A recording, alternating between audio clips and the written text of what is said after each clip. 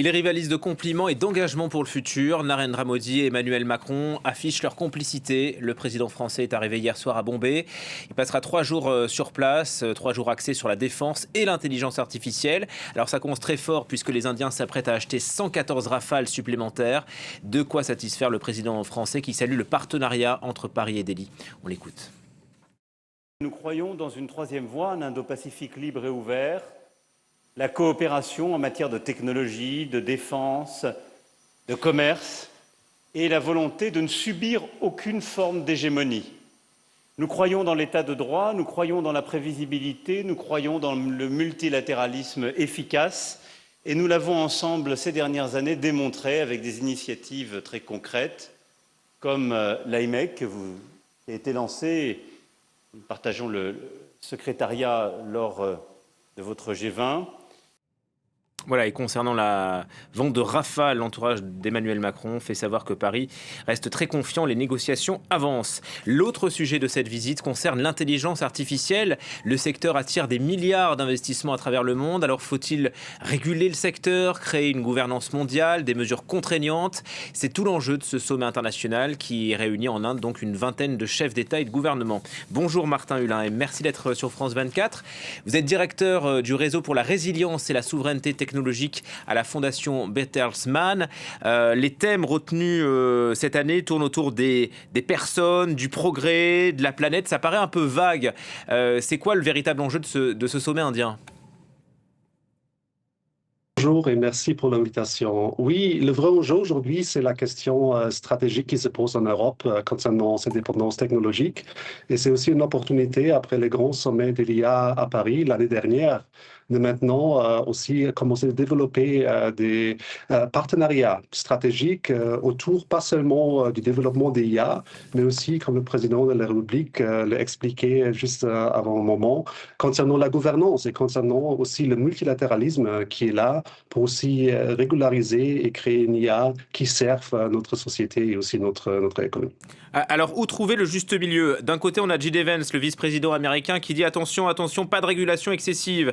Et puis de l'autre côté, on a la Corée du Sud, par exemple, qui, elle, a imposé aux entreprises de mentionner tout recours à l'intelligence artificielle. C'est un peu le Far West, d'où l'idée de cette gouvernance mondiale. Ça pourrait prendre ça pourrait être concrètement, ça voudrait dire quoi ? Je crois qu'on parle dans la IA toujours de différentes choses en même temps, parce que l'IA peut être utilisée par exemple dans notre économie, et là il y a vraiment un grand mouvement maintenant pour simplifier aussi l'utilisation, mais en même temps il y a aussi une prolifération par exemple des armes autonomes. Et en absence de grands traités mondiaux, comme par exemple le traité de non-prolifération nucléaire, ça pose aussi des grands risques qui sont liés par exemple à la possibilité de faciliter des conceptions d'explosifs artisanaux ou optimiser des substances chimiques toxiques. Donc tout ça est amélioré avec l'utilisation d'IA, donc spécialement dans ce secteur dedans qui est lié aussi à réarmement de l'Europe. Je crois qu'il y a vraiment des opportunités et aussi des obligations maintenant de parler ensemble. Si jamais maintenant aussi des nouveaux partenariats entre l'Inde et l'Europe peut poser des opportunités de gérer un petit peu des choses dans une manière avec une vraie gouvernance qui n'existe pas vraiment autour du monde aujourd'hui. Et justement, Martin Hulin, où se trouve l'Europe dans ce bouleversement ? Est-ce qu'elle peut compter sur ses propres compétences ou est-ce qu'elle va encore dépendre de l'extérieur ? Alors, on a vraiment des compétences et on a de plus en plus aussi un changement de notre motivation parce que pas seulement après la situation avec la Groenland, on est très conscient de notre dépendance, pas seulement dans l'IA, mais aussi sur on dit le stack technologique dans toutes les dépendances, dans les différents secteurs technologiques. Et l'Europe a le talent, l'Europe a de plus en plus aussi le fonds pour faire des investissements stratégiques et surtout dans le domaine de la défense, il a vraiment fait naître stratégique. Parce que là, il a maintenant l'opportunité de pas seulement intégrer des garde-fous normatifs pendant la montée d'une puissance européenne, mais aussi de maintenant créer vraiment un objectif pour renforcer et adapter les structures multilatérales en coopération avec des Indiens, avec des autres pays de la G20, pour aussi approfondir les convergences entre l'Union européenne, la France, l'Allemagne, mais aussi avec l'Inde, dans ce monde qui devient de plus en plus volatile. L'Inde qui, là, visiblement, s'impose comme l'un des leaders incontournables, un carrefour de l'intelligence artificielle. Il y a ce sommet qui est organisé en ce moment. Il y a des dizaines de milliards de dollars de promesses d'investissement pour le pays. Pourquoi est-ce que l'Inde a réussi à s'imposer dans ce domaine, dans l'intelligence artificielle ? Parce que l'Inde se trouvait déjà dans une situation qui maintenant est quelque chose de très nouveau pour les Européens, parce que l'Inde était toujours un pays entre des grandes régions hégémoniales, hein, avec la Chine qui n'est pas très loin, même avec des relations avec la Russie, même avec les Américains. Donc bref, l'Inde était capable de se préparer pendant plus que 10 ans sur une résilience technologique et aujourd'hui aussi avec leur capacité dans le secteur technologique qui approfondit ses connaissances d'une technologie vraiment moderne.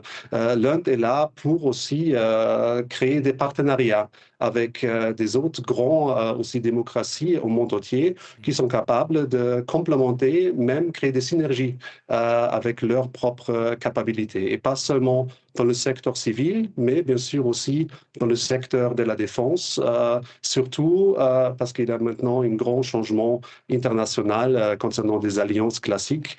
Donc bref, le sommet de l'IA à Delhi est vraiment une grande opportunité d'approfondir aussi ces liens entre l'Europe et l'Inde. Ouais. Parlons peut-être aussi des inquiétudes autour de l'intelligence artificielle, autour de l'emploi, de la création artistique. Hein. On parle souvent des acteurs, et notamment ceux qui se sont mis en grève aux États-Unis, l'éducation, l'information, et peut-être aussi la protection de l'enfance, puisque l'Inde annonce des premières mesures, en tout cas des premières propositions pour mieux encadrer. On se souvient de l'assistant Grok qui permettait finalement de générer et de créer des photos de mineurs dénudés. Est-ce qu'il y a là la possibilité d'encadrer, de mieux encadrer les dérives de l'intelligence artificielle ? Oui, sûrement parce que l'Inde n'a seulement une approche de la régulation, de la réglementation, mais en même temps, l'Inde est capable de aussi bâtir ses propres infrastructures numériques, ses Digital Public Infrastructure. Et là, l'Inde est vraiment un exemple très intéressant où il y a des exemples positifs, mais aussi des choses qui sont peut-être pas possibles en Europe avec notre valeur, notre approche, mais néanmoins, l'Inde montre que c'est possible dans une balance entre la régularisation et aussi des infrastructures qui sont proprement maintenues aussi dans une manière souveraine, de créer des circonstances où ils sont capables de protéger sa population, par exemple aussi contre la désinformation et aussi la génération, par exemple, des images qui ne sont pas du tout légales, même en Inde comme en Europe. Oui. Merci, vaste sujet. Merci beaucoup Martin Hulin de nous avoir éclairé sur les enjeux de ce sommet en Inde, directeur du réseau pour la résilience et la souveraineté technologique à la fondation Bertelsmann.